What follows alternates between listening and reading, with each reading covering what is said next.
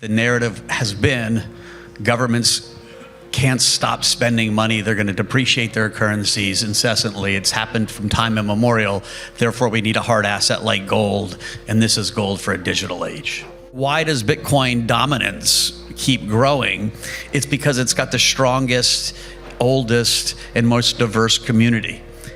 He's going to be a Bitcoin president. He's got a cabinet of Bitcoiners. He makes pro-crypto comments. So the Mideast is buying. Everything is good. Like, how much better could it get? Bitcoin isn't just a technology, it's a social revolution, and few understand this better than Mike Novogratz.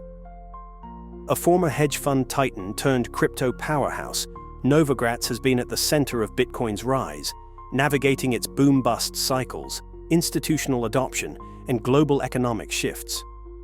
From his early days at Fortress to leading Galaxy Digital, he's seen it all, and he's got some hard-hitting insights on where Bitcoin is headed next. So, what's his take on the US government's stance, global market dynamics, and the future of crypto dominance? Stick around, because this is a conversation you can't afford to miss. Before we dive in, make sure to smash that like button, subscribe for more high-level Bitcoin analysis, and drop a comment. Well, first of all, Bitcoin is part of a macro market, right? That's why I got into it. And you know, crypto in general is all about narrative, right? It's not the technology. Technology is pretty cool, but we could fork the Bitcoin blockchain and call it the Novo chain, and it probably wouldn't have a lot of value. And so it's not the technology, it's the social construct. That social construct, I think it has value, you think it has value, comes from narrative, right? The narrative has been governments can't stop spending money. They're going to depreciate their currencies incessantly. It's happened from time immemorial. Therefore, we need a hard asset like gold, and this is gold for a digital age. So, like, that's Bitcoin's narrative. It should stay its narrative. It's a great narrative. And, you know, listen, we've just gone from 107 to 77.9, painfully last night at like 2 in the morning. And so it feels kind of shitty. But I would tell you the one thing I've learned in whatever the 15 years I've been following this stuff for, not 15 years, I'm cheating there. 13, no, 11 years, 12. Is that 7?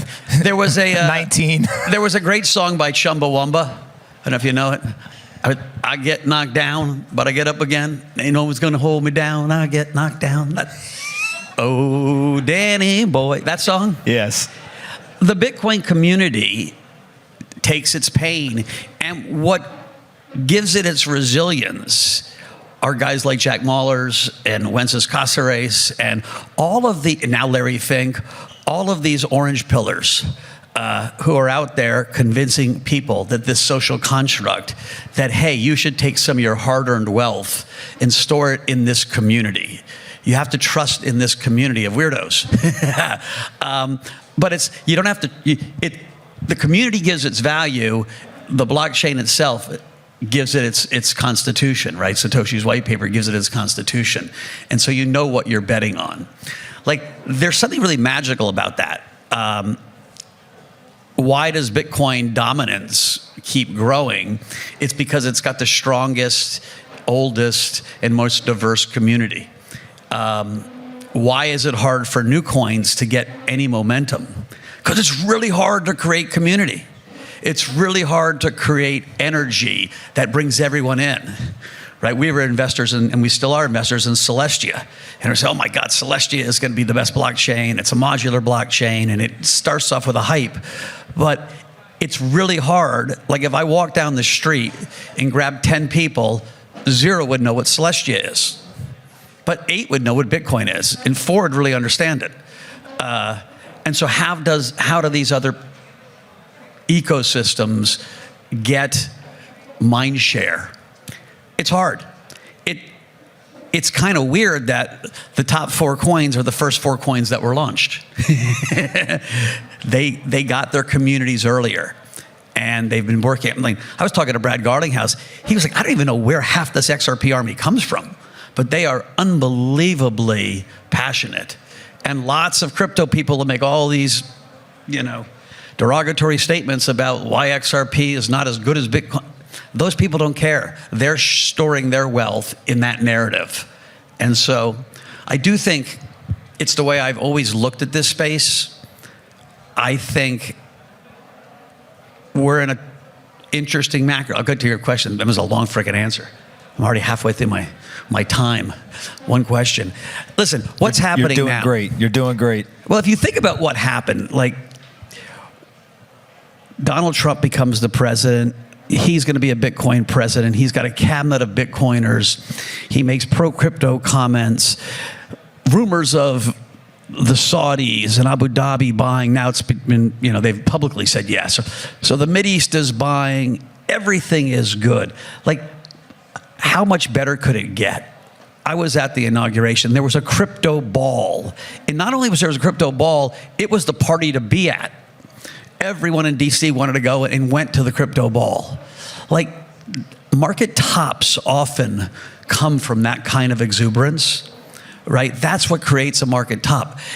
Then there's often a symbolic gesture, right? AOL buys Time Warner, top of the NASDAQ in March of 2020, right? How this new internet company buying one of the biggest media companies on earth. It seemed insane. It was insane.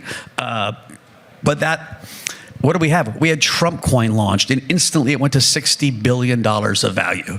That's what market tops look like. They often come with champagne, fireworks, and an orgasm. And after all that, you fall asleep. And all the energy leaves the market. And so we've had a painful correction in crypto for a bunch of reasons. There's political uncertainty. It's hard to keep up with Donald Trump. I don't know if it's planned or not planned, but it's happening. And so the markets can't deal with tariffs, no tariffs, up, down, sideways. And so you're seeing a deleveraging, and Bitcoin's still a risk asset, crypto's a risk asset. So that's washing it out. You have this idea that we might miraculously cut government spending. I'll believe it when I see it. I will pray for it, but I'll believe it when I see it. Because you need to both cut government spending and raise taxes. And we seem to be able to do the other thing. Me and him have 1,000 push-up bet that he can balance the budget in these 4 years, 1 year. The last president to do that was the great Bill Clinton. And I don't think Donald Trump will come close. I'd actually give you 2%. I just think, and it's not all their fault. We have a structural problem. And so, but if you start believing, and listen, I think the Secretary of Treasury, Scott Bessent, is as good as a man that you could have in that spot. He's a macro guy. He understands the plumbing. Like, we are all blessed that he's our Secretary of Treasury. I pray he lasts his 4 years. Even with that, it's going to be brutally hard. If he does his job and we take debt to GDP from 130 back towards 100, if Anthony's right and I'm doing 1,000 push-ups on video, there could be AI involved. If all that happens, Bitcoin's going to be lower, not higher, right? If we really become the store of value in the dollar again, if we regain faith that this country can balance its checkbook, the Bitcoin narrative is a lot less important. And so, same thing with gold, right? Gold prices won't go from 3,000 to 10,000 if we have a balanced budget. They'll be back at 2,000. And so there's a macro piece to this. Right now, and then I'll stop. This was the unwinding of a bubble. The Trump coin was important in that people woke up and said, wait, is there infinite supply in this shit? If he can create one and Melania creates one, everyone can create one, and Kanye is going to create one, and every one of these protocols want to sell discounted tokens, and all of a sudden you see a wave of supply. And yes, there's new demand, but there's not that much new demand. Matter of fact, I got to give a shout out to Larry Fink, because it felt like we were all drowning this morning, and Larry threw one of those life raft by BlackRock announcing they're going to put 1.5% in portfolios. That's a huge deal. And so I do think, again, we're a resilient crowd. I I think that the broad direction's heading in the right way. But if there's one thing to learn, and we should all just learn it painfully, this is not a straight line. I don't know how much you can talk about it, but you've been very involved in a number of conversations, both here in the United States of people who became orange-pilled, but probably more importantly, there's a lot of conversations that have been happening in the Middle East. And I think that people, somehow the Middle Eastern investors, the sovereign wealth funds, they have become the pinnacle of what people think kind of smart money or institutional money is doing. You see that when Abu Dhabi's sovereign wealth fund comes out and says, hey, they own the ETF, there's an immense, kind of slew of headlines, and people just immediately, the sovereign wealth funds are here. What are a lot of those conversations like, and can you share any kind of insights of how some of these countries are thinking about stuff? I think it was really, really simple. As much as I'd like to think it was my, flowery articulation of why Bitcoin was important, it wasn't.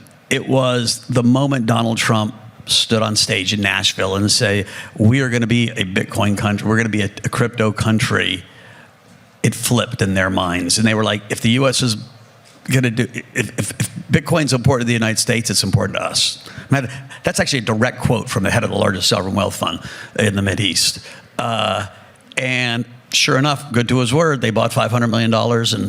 And I think, listen, are we going to get a strategic reserve or a strategic stockpile or a sovereign wealth fund that has crypto in it? I don't know. I know there's a lot of people in D.C. that want it for self-interested reasons and maybe from strategic reasons. I don't think there'll be a strategic reserve, right? The dollar is backed up by the fiercest Army, Navy, Air Force in the history of this planet. That's what gives the dollar its value. And to say, well, we need something else too, actually diminishes that story. Remember, the currency's a narrative just like Bitcoin is a narrative. But I don't think it's impossible for our government to say, we think this is important, we're going to have a strategic stockpile. Words matter, and that's getting kicked around. Why is that important? If the moment, again, we put something in our sovereign wealth fund, everyone else does too. And so I think that process could really be helpful. It's not essential. But the networking, right, of these crypto ecosystems just takes time, right? And so, what do you mean? 300 million people that probably have bought or sold a Bitcoin at one point of their life, and there are 8.5 billion people on the planet.